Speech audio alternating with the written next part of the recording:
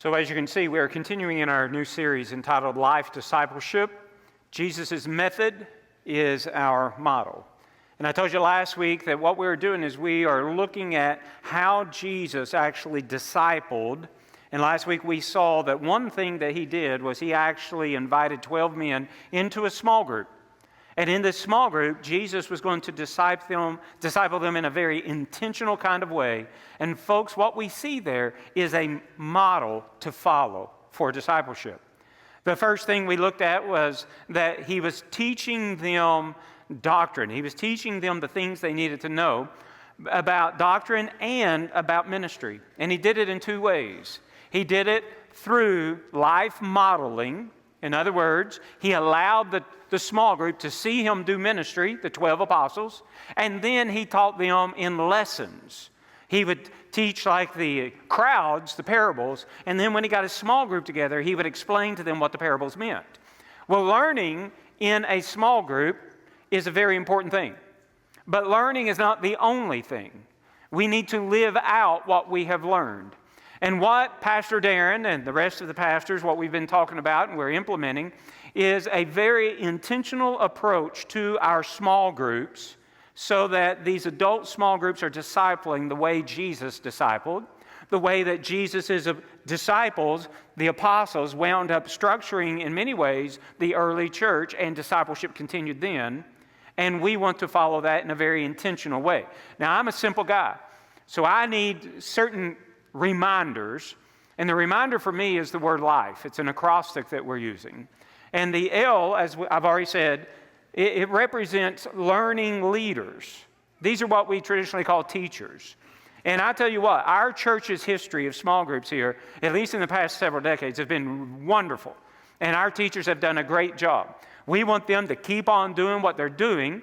And a lot of small groups are doing everything that we're going to be talking about in this series, but we're wanting to do it with intentionality, and we're wanting to add some formal leadership to our small groups so that those teachers, those learning leaders, don't feel that they've got to lead the small group in all of these areas. Also, it sets up lines of communication between the central office and the pastors and the small group leaders and all the small groups themselves. So learning is still very critical. But as I said last week, from Acts chapter 2, verses 42 through 47, there's three other routines or three other activities of discipleship. The second one that we're going to look at today is interceding. And we're going to see that we need to intercede in two ways, spiritually and physically. And then next week, Lord willing, we're going to look at fellowship. And the week after that, we're going to look at engagement. But what I want you to understand is each one of these letters in our life discipleship small group ministry, they represent leaders in the classroom or in the small group that will be in charge or intentionally focused leading the class in these four areas. So I want you to see from Acts chapter 2, verses 42 through 47, the idea in verse 42 and 45 that there was intercession taking place. In verse 42, it says, they continued steadfastly in the apostles' doctrine and fellowship, in the breaking of bread, and notice that last phrase, and in prayers. The early church was a praying church, and they were praying for each other, they were praying for the kingdom, they were praying for the neighbors and all that, but they were praying for each other, and our small groups is the best place to learn what to pray for one another.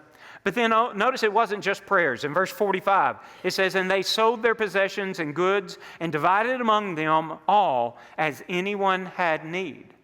And they were helping each other, not just spiritually with prayer, but physically with physical needs. Sometimes they were monetary needs. Sometimes they were, protection. Sometimes there was just physical need for supplies. And the apostles helped the early church see this. Why? Because Jesus had shown them this model in his small group of the apostles. Now, before we get into our primary text, I want to show you how Jesus interceded and taught them to intercede. For instance, interceding spiritually in prayer. In John 17, toward the end of his earthly ministry, Jesus had the disciples in the upper room. In what is known as the great high priestly prayer, Jesus prayed for his disciples. He was praying that the Father would be with them, protect them, guide them, strengthen them. He was praying for them. And just a little while later, Jesus took the disciples into the Garden of Gethsemane where he asked them to begin to pray. Pray for yourselves, but also he shared with them the struggle he was facing, knowing that they would watch and pray with him. So he taught them, I'm going to pray for you. You pray for me. That's spiritual intercession. But we also see in the Gospels how Jesus interceded physically for his disciples.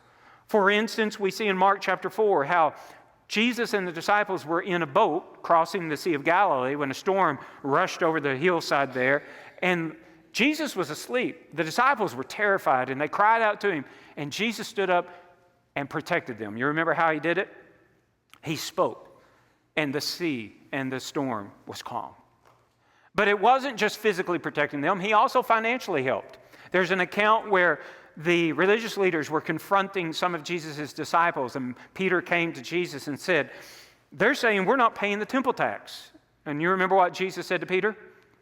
He said, you go catch a fish and take a coin out of its mouth, and you go pay my temple tax, and Peter, you pay yours as well. There's enough there for you. So he's providing him monetarily so that they would not be an offense to the crowd there in Jerusalem. But then we also see at other times where Jesus actually on the seashore, he was cooking breakfast for his disciples. Why? Because he was providing for them sustenance after a long night of fishing that they had been doing. And I want you to see, Jesus didn't just pray for his disciples in his small group. Jesus ministered physically to them. And then the apostles, when they became the leaders of the early church, they taught the church. We don't just get together to learn. Something else we do is we intercede for one another. We help each other spiritually, and we help each other physically. And that's a part of being a disciple. And that's why we want to make sure with intentionality that our small groups are not just learning, but they are interceding. So today what I want us to do is look at a text from Acts chapter 12. The early church interceding well in many ways. And it actually is a great example for us how our small group should be interceding for one another. So it's in Acts chapter 12. We learned, first of all, that Jesus' followers experience issues. And we're going to look just for a few minutes at verse 5 only to begin with. Acts chapter 12, verse 5. It says, Peter was therefore kept in prison, but constant prayer was offered to God for him by the church. Peter had an issue. Anybody detect what that issue was? He was in prison. Yes, he was. That's an issue. That's an issue I've never had. That's an issue that for the cause of the gospel, many of you probably have never had. Now, a few of you all may went to jail when you were young, you got into trouble, that kind of stuff. We're not talking about that, okay? Peter was not in prison because he'd done anything wrong. Peter was in prison because he had done what was right, sharing the gospel of Jesus Christ, and it got him in trouble with the local officials, and they threw him in jail. Now, who was the local official? If you go back and read verses 1 through 4, you'll learn that the local official was King Herod Agrippa I.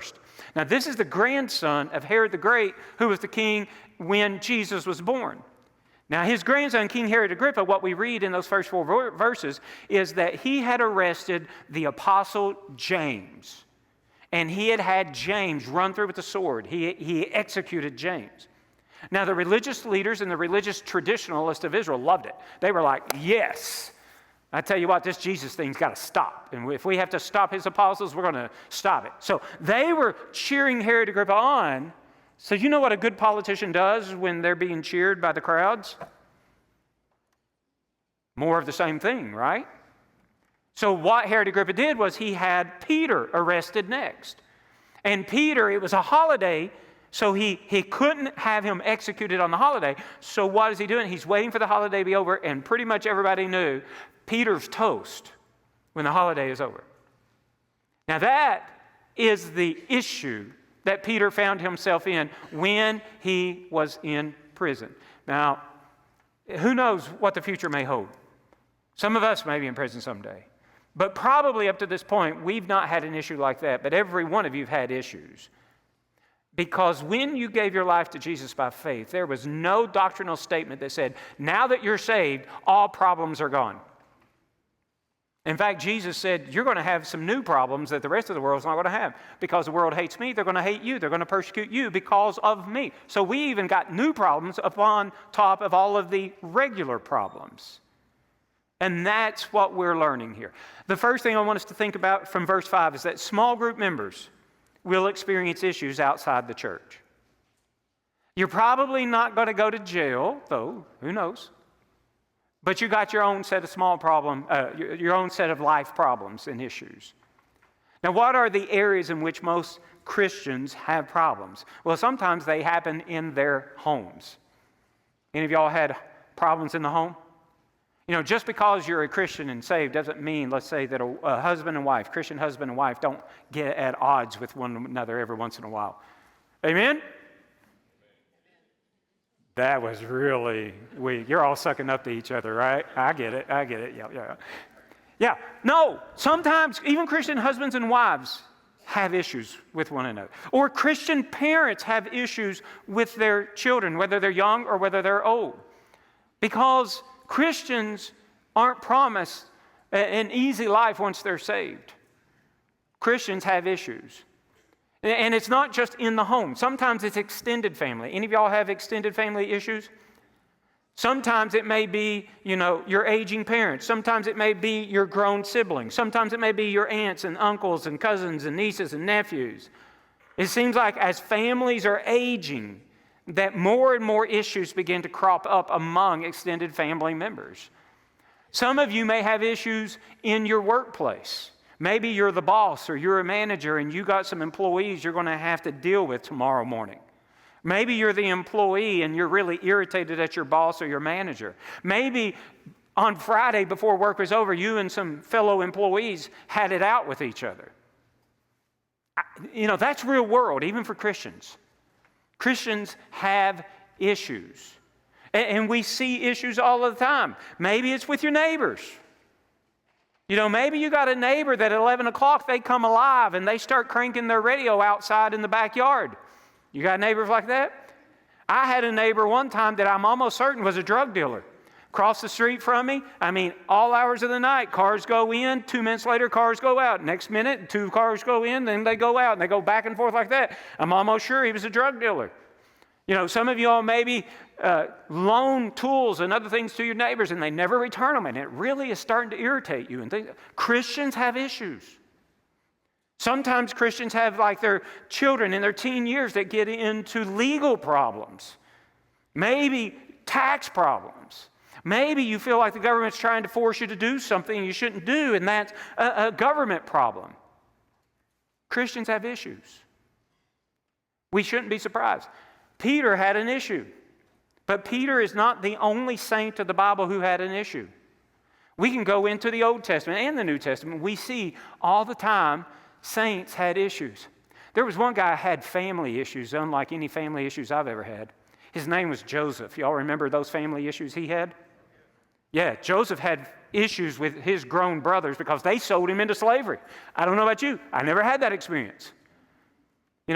But that was family issues. Elijah had political issues. He had government issues. He had even emotional issues. Elijah was on the top of Mount Carmel there, and he called down fire to consume the altar after the prophets of Baal had been praying and begging Baal forever. And then all 500 prophets of Baal were destroyed because God had revealed himself. Man, you talk about a mountaintop experience.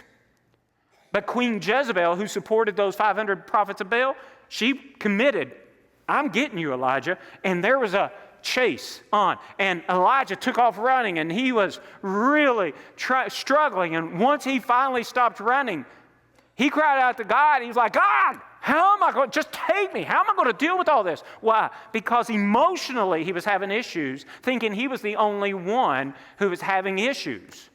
And yet God let him know there's 7,000 that didn't bow the knee to Baal. But even prophets sometimes have those emotional issues. Saints have issues. Let's take, for instance, David. He had political issues when King Saul was chasing to kill him. Let's think about Jesus' disciples. Jesus' disciples had church issues. Wait a minute, you can have church issues? Sure, you can have church issues. You remember when James and John came to Jesus and said, hey, Jesus, when you enter into your kingdom, will you let me and my brother sit on the right and left-hand side of you? I don't care which side we're on, just doesn't matter. Just let us sit there. Now, what the other disciples think in small group when they found out that 2 of them had gone behind their back trying to get the key positions in the kingdom of God? What the other small group members think? How dare you? I can't believe you would do this to me. All the while thinking, man, I should have done that. I hadn't thought about that. But they had church issues. They had small group issues. Even the Son of God himself had issues. He had issues with the political leaders of the day. He had issues with the religious leaders of the day. Just take a moment and look around the people around you right now. Look around. What's their issue? They got an issue. What's their issue? We see the thing is in a large group environment like this, most of you aren't going to be so bold as to say, what's your issue? You want to talk to me? Let's open up. Let's have a counseling session right here. No, that's not a large group environment kind of activity. Where do you find out about your fellow church members' issues? It's usually in small group. And lots of times it's not when you first join a small group because you don't know who these people are. It's when you go to small group consistently over time. And you're not just coming on Sunday morning for an hour where somebody's up there lecturing, and it's all information. It's when you go to the fellowships. It's when you go to the funeral home or to the hospital when a baby's been born or somebody is sick. It's when you go out and you go on a local mission trip together. It's when you spend time together, working together, loving on each other in times of need and celebration. Over time, if you are participating in a small group the way that Jesus' disciples participated in their small group, over time, you are going to start caring for them. Now, yes, sometimes they're going to irritate the soup out of you, all right? I get that. Just like the disciples got irritated with one another and Jesus got irritated with the disciples. Because when you're in a group, and I mean you're really invested into the group, you see the good, and the really ugly. Yeah, you see every bit of the people in your small group, but it's sort of like at home. You see the good, the bad, and the ugly in your home, don't you? And you love them all the more. When you spend time with people in your small group, you see some things you don't necessarily like, but you love them. That was Jesus' method. That was the method that the disciples set up for the early church. Because everybody in church has issues. And the best place to be helped with our issues is in a small group environment. And that leads us to the second thing. Small group members must intercede for issues inside the church. When our members outside are having issues, when they come into the church, that's when, as the early church, we need to be in constant prayer for our fellow church members. Just the way the early church was in constant prayer for Peter as he was dealing with his issues. See, here's the thing. Jesus knew his disciples were going to have issues, but Jesus never intended his disciples to deal with their issues alone. Jesus intended for us to have loving relationships where we can help each other with our issues. And the sanctuary is not the place to get to know people and their issues. It's in the small groups. That's Jesus' method. We see it in the gospel. We see it in the early church. And we need to let Jesus' method be our model of discipleship. So the first thing, Jesus' followers experience issues. The church is there to help each other through the issues. How do we do this? That's the second part I want us to see in Acts chapter 12. Jesus' followers practice intercession.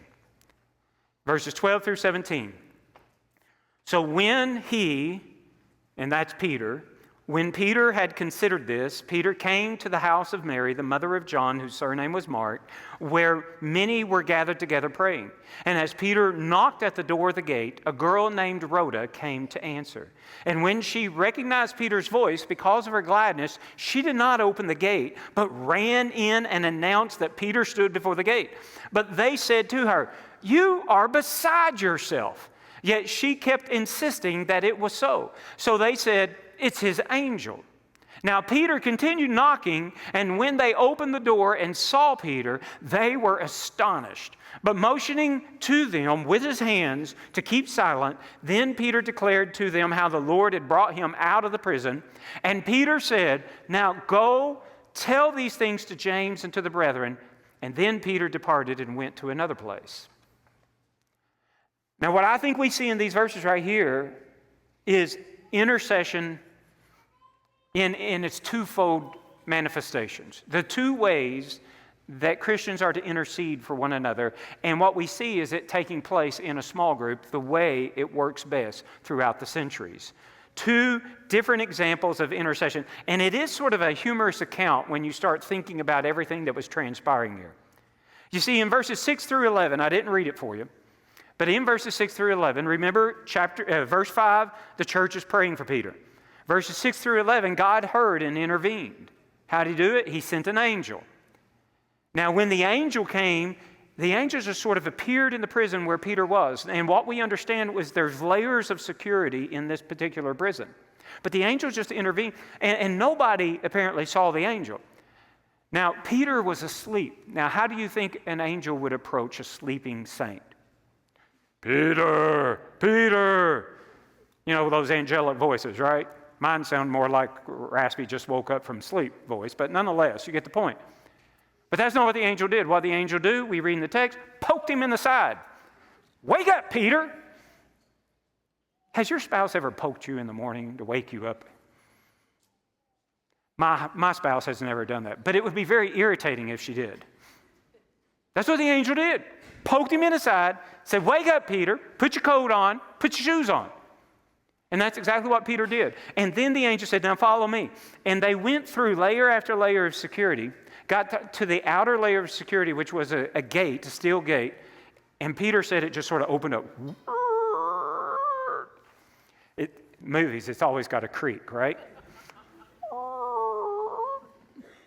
And they walked out. And then it says, and then when they were out in the street, poof, the angel disappeared. Now, where is Peter at this moment? He is on the outside of a prison gate where he had been a prisoner. He's in the street now all by himself. He thought it was a dream. In the street, he realized this is no dream at all. What do you do when you're on the outside of a prison that you just escaped? Run. Exactly. And that's apparently what Peter did. He ran. Now, where do you run? Where do you run? To whom do you run? You run to the people that you know care for you. You run to the people that you know will help you in your greatest time of need. And where did Peter run at this moment? That's in verse 12. He ran to the house of Mary. This is not Mary, the mother of Jesus. This is not Mary Magdalene. This is Mary, the mother of John Mark. Later on in Acts, we read where John Mark is sort of the issue between Barnabas and Paul, that they get irritated with each other. Well, this is John Mark's mama's house. And I want us to learn from verse 12 a very important type of intercession small groups do. Small groups must intercede spiritually. Look again at verse 12. So Peter came to the house of Mary, the mother of John, whose surname was Mark, where many were gathered together, doing what? Praying. And folks, I guarantee you they were praying for Peter. Why did Peter go to Mary's house, John Mark's house? And I think there's a hint in here because he had been there before and he'd been there frequently. You say, well, where is that hint? Look a little bit after he's knocking on the gate. There's this girl who comes forward and she hears his voice. Notice verse 13. And as Peter knocked at the door of the gate, a girl named Rhoda came to answer. And verse 14, what did she do? She recognized Peter's voice. How did she recognize Peter's voice? You recognize a voice when you've heard it a lot, right? Now, maybe she recognized because she heard Peter preaching out in the temple courtyard. Or maybe she'd heard Peter's voice there at her mistress's house. Because the word girl there in the Greek means a young servant girl. See, here's a young servant girl. She's sort of on the periphery of society, and yet she has been around Peter enough that she recognized Peter simply by the sound of his voice. She didn't open the gate. She didn't see Peter. The gate must be solid. She heard Peter, and that's all she needed to know. Hey, that's Peter. Now, how did she recognize it? Because I think Peter was at this house quite often. I think there was a small group that was at this house quite often, and Peter was there with them. And that's how Rhoda recognized Peter, by his voice. Folks, what we see here is probably a regular gathering of a small group, and Peter was involved in this small group quite regularly.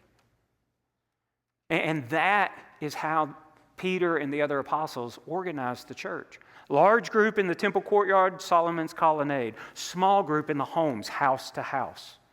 And one of the things the small group did was when they knew of issues in their small group members' lives, they prayed for them. Not just before a Bible lesson on Sunday morning, but they prayed passionately for them. Why? Because they knew the issues. Now, when you pray for people in your small group, then you need to pray expectantly. Because that is not the way that they were praying in this day, sadly enough. Because I want you to notice when Peter was knocking and Rhoda heard his voice, she went back in verse 14, back into the prayer meeting and said, "Peter's at the gate, Peter's at the gate." Now I'm thinking in my mind, Rhoda, why did you not open the gate for Peter? I mean, Peter just, what happened? He just escaped from jail. I think that he would like to be on the inside of the gate unseen rather than on the outside in the street in case the guards come running down the street. But Rhoda was so excited that she forgot to open up the gate. A little humor even right there. But when she went into the prayer meeting and said, "Peter's at the gate, Peter's at the gate," what did they say to her? They said, "You are beside yourself." Now, I don't say that very often in my vernacular language. How would you say what they meant? You're crazy, exactly. As I said to the previous service, you're all really good at your Greek. I'm impressed. All right?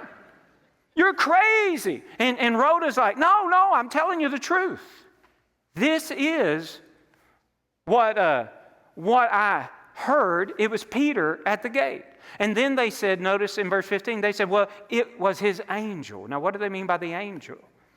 Now, some scholars believe that the angel is the Jewish tradition that every believer, every child of God has a guardian angel. I've even heard, even to this day in churches, people think every person who's a Christian has a guardian angel. I don't know. Some people thought that. Maybe they thought that Peter had been executed. And therefore, it was actually a message from Peter's spirit to let us know, hey, I've been executed, I'm going on. We don't know what they meant. But what we do know is what they expected. Or in this case, did not expect. What did they not expect at their prayer meeting? They didn't expect Peter to show up. See, lots of times we will pray for one another, but we pray unexpectedly. And what we see right here is that we need to pray expectantly. Folks, we worship the God. He can do whatever he wants. He can even send an angel into the heart of a prison and bring out one of his own when they are about to be unjustly executed. He can do that if he so chooses. And yet we also see that as saints that we ought to understand that God doesn't promise he'll always do that. Because, Daniel and Shadrach, Meshach, and Abednego, there were different times when they were thrown into certain situations. And I remember the three friends one time said, whether he rescues us from the fiery furnace or not, it doesn't matter. We're not going to bow down. So you go into life, whether God is going to rescue me from the most difficult circumstances in life or not, it doesn't matter. I'm going to continue to obey and worship God. And in this instance, just like the four Hebrew boys, in this instance, God did rescue. But the small group members were not quite expectant of this kind of supernatural intervention. Folks, we need to be praying for one another. And it is in the small group environment where we find out the needs of one another. I've always had this issue arise in every church I've been in. I'll have a church member that goes through a difficult situation in life, and they will come and say, I don't understand why the church didn't support me in it. And there's been times I've said, you mean even your small group didn't support you in that? Oh, no, I don't go to a small group. And I'm like, oh, okay. Well, that's probably the first issue right there. It's because the church doesn't know your issues in large group. It's in the small group where the issues are known, where the intercession takes place. The spiritual intercession of prayer, but also the spiritual intercession a physical aid. That's the second thing I want us to see. Small groups must intercede physically. Look at verse 16. It says, "Now Peter continued knocking." I love that. You know, can you envision this in your mind? He comes to the door, real quiet, and the servant girl hears and comes up and she says, "Yes, it's Peter." "Ah!" And she runs away. And he's like,